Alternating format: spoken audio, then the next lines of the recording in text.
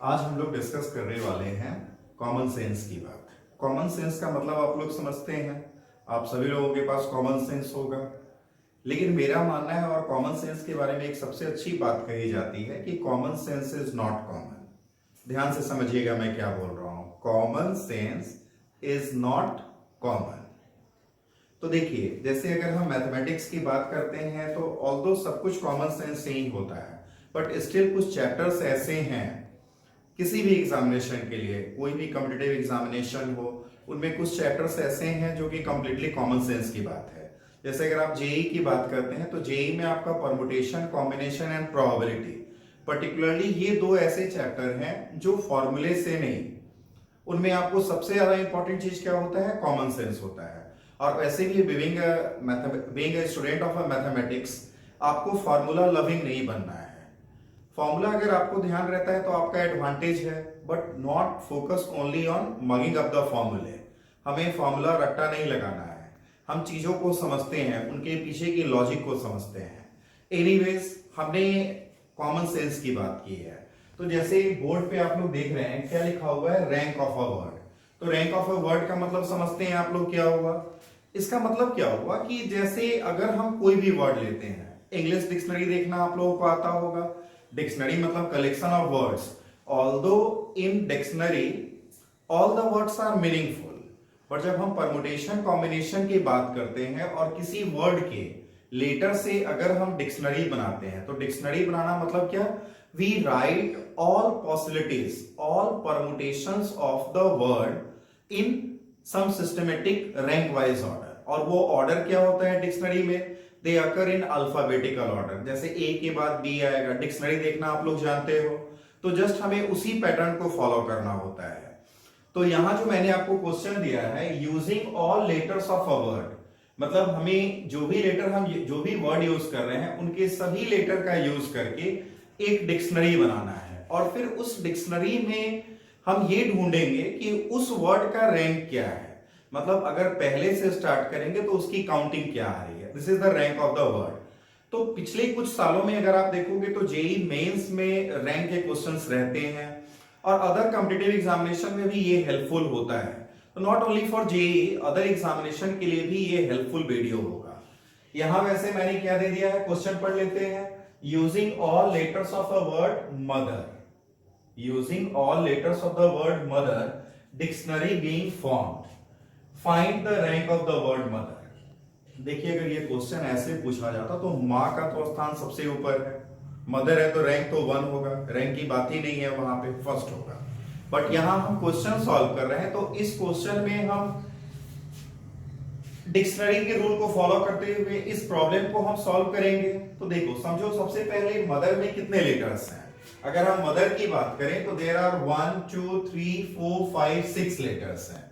तो one more observation कि कोई भी लेटर, मदर वर्ड में कोई भी लेटर रिपीट नहीं कर रहा है। मतलब जो लेटर आया है बस एक बार आया, वो दोबारा नहीं आ रहा है। हम वैसे प्रॉब्लम में देखेंगे जिसमें लेटर रिपीट करते हैं। पहले हम लोगों ने लिया मदर, और मदर एक गुड ओमेन हमारे लिए, इससे अच्छी बात हो ही नहीं सकती है।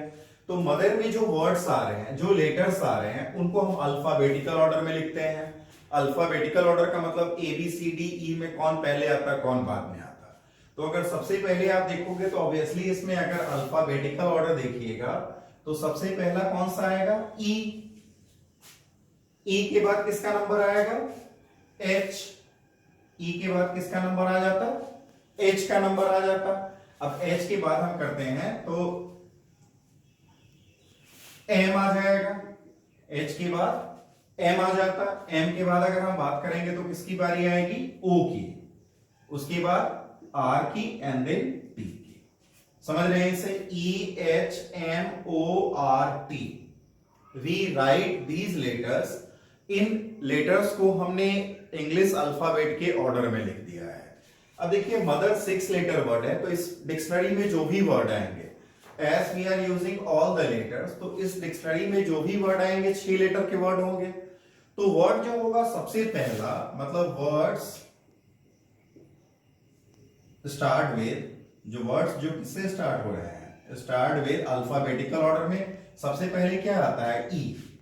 तो ईज को हमने फिक्स कर दिया, ई को फिक्स किया तो 1 2 3 4 5 6 लेटर वर्ड बनेगा, इसमें ई को हमने फिक्स कर दिया। Now we have 5 more vacant places, जहां पे इन 5 लेटर का अरेंजमेंट हम कितने तरीके से कर सकते हैं, 5 फैक्टोरियल। इन 5 लेटर्स का हम अरेंजमेंट कितने से कर सकते हैं, 5 फैक्टोरियल। ई के बाद अब बारी आती है किसकी, एच की। तो एच की बात करें तो अगेन हमारे पास कितने एम्प्टी प्लेसेस हैं, 5। तो यहां पे अरेंजमेंट कितने वे में, 5 फैक्टोरियल। अब इसके बाद बारी किसकी है, एम की। अब देखिए यहां हमने एम ले लिया तो 5 लेटर्स हो गए एम्प्टी प्लेसेस। अब now we have to find the rank of, हमें किस लेटर का, हमें किस वर्ड का रैंक फाइंड करना है, मदर का। तो मदर तो एम से ही स्टार्ट होगा, मतलब ऑब्वियसली यहां जो बनेंगे विच इज 5 फैक्टोरियल, मतलब अगर आप देखोगे तो आपका आंसर क्या होगा, 5 फैक्टोरियल इज 120। 5 फैक्टोरियल का तो वैल्यू जानते ही हैं आप लोग, 5 4 3 2 1 2 1, मतलब ये कितना आया 120, ये भी कितना 120। तो जो आंसर होगा अगर हम बात करें तो आंसर 240 से ज्यादा होगा, और ये भी 5 फैक्टोरियल आता है कितना 120, मतलब 360 से कम। मतलब आंसर हमारे ऑप्शन जो 240 से ज्यादा है और 360 से कम है वही आंसर हो सकते हैं, बट यहां हम एग्जैक्टली आंसर निकालेंगे कि कौन सा होगा। एम से स्टार्ट हुआ, अब हम एम को अगर यहां ढक दें तो अब अपने पास 5 लेटर बच रहे हैं। इनमें अल्फाबेटिकल ऑर्डर में सबसे पहले कौन सा लेटर आता है, तो आप देखोगे यहां अल्फाबेटिकल ऑर्डर में सबसे पहले आता है ई। हमने एम को फिक्स कर दिया, अब बाकी के 5 लेटर में अल्फाबेटिकल ऑर्डर में सबसे पहले है ई, ई को फिक्स कर दिए। तो मदर की हम बात करें तो it start with M O, M E से तो स्टार्ट नहीं होगा, इसमें कितने बने 4 फैक्टोरियल। मदर यहां नहीं, मदर वर्ड इसमें नहीं मिलता एम ई से। अब हम क्या करते हैं, एम ई के बाद हम ले लेते हैं एम 1 2 3 4 5। अब एम और ई का यूज कर लिया, बारी किसकी, एच की। Again how many empty places are there, कितने प्लेसेस हैं 4, 4 फैक्टोरियल। तो यहां भी आपको नहीं मिलेगा, यहां भी आपको नहीं मिलता। अब बारी आती है किसकी, एम की, ओ एम को तो हमने फिक्स किया हुआ है, अब ई एच हो गया, अब कौन सा लेटर आया, ओ। अब आप समझ रहे हो, तो मदर के दो फर्स्ट 2 लेटर्स क्या है, एम एंड ओ, तो इसी में पॉसिबिलिटी है मिलने की, तो एम ओ रहने दिया हमने। अब देखते हैं 2 लेटर के बाद जो बचे हुए हैं उनमें अल्फाबेटिकल ऑर्डर में पहले क्या आ रहा है, ई। अगेन एम ओ ई से नहीं मिलता, हमें थर्ड लेटर क्या होना चाहिए, टी। तो यहां 3 फैक्टोरियल। फिर एम ओ ई के बाद एम ओ एच, यहां भी आपको नहीं मिला, 3 फैक्टोरियल मतलब 6, ये भी 6। उसके बाद बारी किसकी, एम ओ, हमने एच को यूज कर लिया, अब हम लेते हैं आर, इधर भी नहीं मिला हमें, 3 फैक्टोरियल। अब एम ओ आर, अब लास्ट क्या बचता हमारा, एम ओ टी। अब तो हम आ गए 1 2 3। अब देखिए हमने कौन से 3 लेटर का यूज कर लिया, एम का, ओ का और टी का। अब अपने पास 3 लेटर कौन कौन से हैं, ई एच एंड आर। तो अल्फाबेटिकल ऑर्डर में ई आ गया, अल्फाबेटिकल ऑर्डर में क्या आया, एम ओ टी ई। अब अपने पास इसमें तो नहीं मिलने वाला है मदर, क्योंकि 4th letter should be H, तो ये 2 फैक्टोरियल मतलब 2 हो गया। अब इसके बाद क्या करते हैं हम, M O T, M O T, T के बाद किसकी बारी, एच की बारी। अब अपने पास 2 ही प्लेसेस हैं, 2 प्लेसेस हैं और लेटर कौन से हैं, ई एंड आर। तो अल्फाबेटिकल ऑर्डर में क्या आएगा, आप पहले अल्फाबेटिकल ऑर्डर में लिखोगे तो यहां आ जाएगा ई और यहां आ जाएगा आर।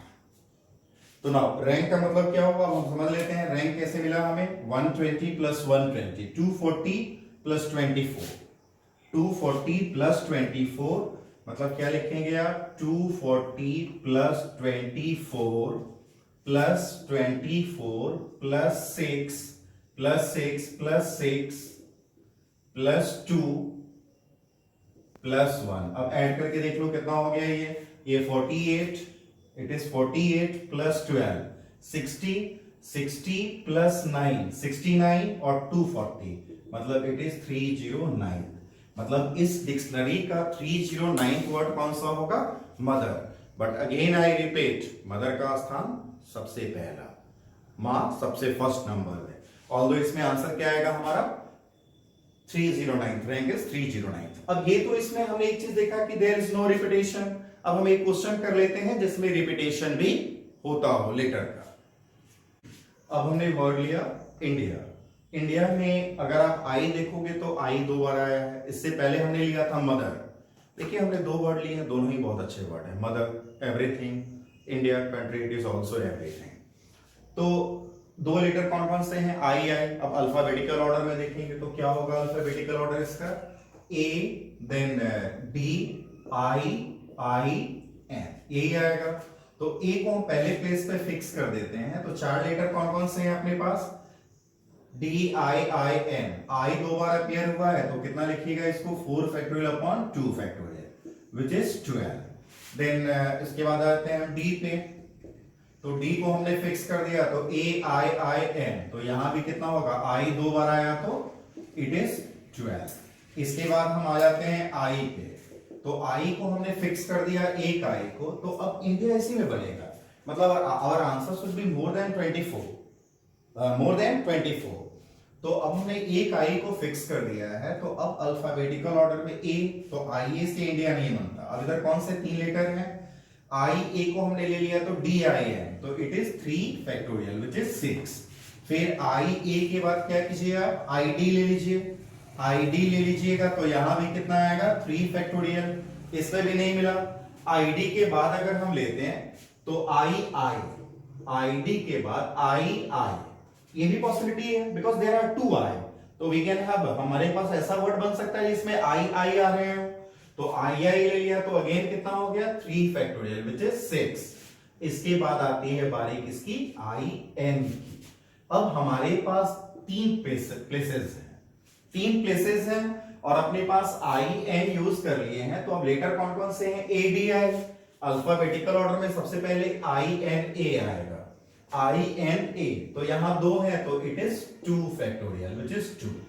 फिर आई एन ए के बाद, ए के बाद अल्फाबेटिकल ऑर्डर में क्या आएगा? डी। अब 2 लेटर कौन कौन से बचे? एक हमारे पास आई बचा और एक ए बचा। तो देखिए एक क्या बन सकता था? ए आई एंड इसके बाद आई एन डी को फिक्स कीजिएगा। अब ये दोनों अपना प्लेस चेंज करेंगे तो India. This is what we are looking for. तो इसका अगर रैंक आपसे पूछा जाएगा तो रैंक आप क्या कहिएगा? 12 plus 12 plus 6 plus 6 6 plus 6 plus 6 plus 2 plus 2। ये तो कितना हो गया? 24 6 30 6 36 6 42 और 4 46। मतलब इसका रैंक कितना आ जाएगा? 46। It is 46। तो हमने 2 टाइप के क्वेश्चन लिए, एक में रिपीटेशन था और एक में रिपीटेशन नहीं था। तो इस तरीके से आप क्या कर सकते हैं?